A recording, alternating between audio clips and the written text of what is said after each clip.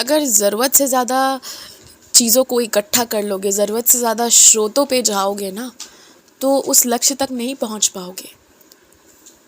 कम संसाधनों का इस्तेमाल करो और जो कर रहे हो उसका 100% करो, तो अपने लक्ष्य तक जल्दी पहुंच जाओगे, सटीक होकर पहुंचोगे।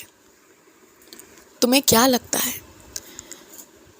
कि इस तरफ बैठकर अगर सब कुछ देखूं ना, मैं जो देखता हूँ और जिस तरह विनती करते हैं सब, मेरे लिए भी कभी कभी इन सारी परिस्थिति को सबके हिसाब से एक समय पर करना मुश्किल होता है।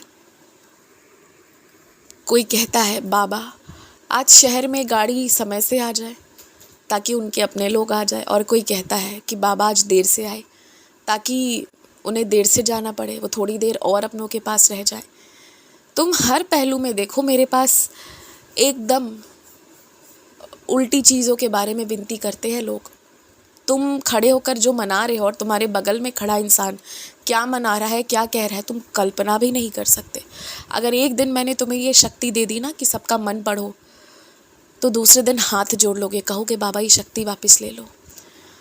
तो इसलिए सबूरी रखना पड़ता है और तुम्हें भी रखना चाहिए, क्योंकि कभी कभी ना मेरे पास भी मेरे भक्तजन जो आके रो रहे हैं, मैं किसी को दुख नहीं देना चाहता, लेकिन सबकी मांग अलग अलग होती है। उसे एक समय पर एक तरीके से, उसी तरीके से लेकर आना जैसा दृश्य वो सपने में देख रहे हैं। तो इसके लिए थोड़ी तो हिम्मत और थोड़ा भरोसा रख कर रुकना तो पड़ेगा ना।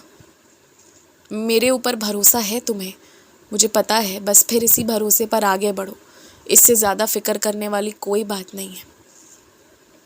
तुम्हारे जो सारे पौधे सूख रहे हैं ना, जितने भी दिन वहाँ पर हो, देखो अगर हो सके तो उन्हें पानी दो। अब तो मैं कहकर थक गया हूँ तुमसे, मगर तुम कभी पौधों की सेवा करते हो, फिर कभी नहीं करते हो।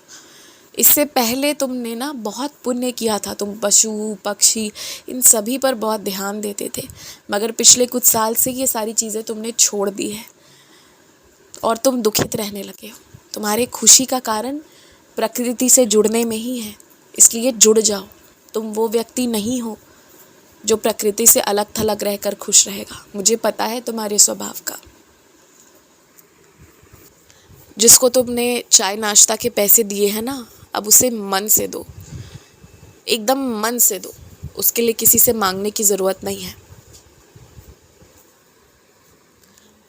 अगर तुमने अपने तरफ से 1 रुपये भी लगाया है तो बस अब उसके बारे में सोचो मत। जो दे दिया वो दे दिया, वो खुशी से दो और निश्चिंत रहो। तुम्हारे हाथ से गलत कभी नहीं हुआ है और ना कभी होगा। खुश रहो।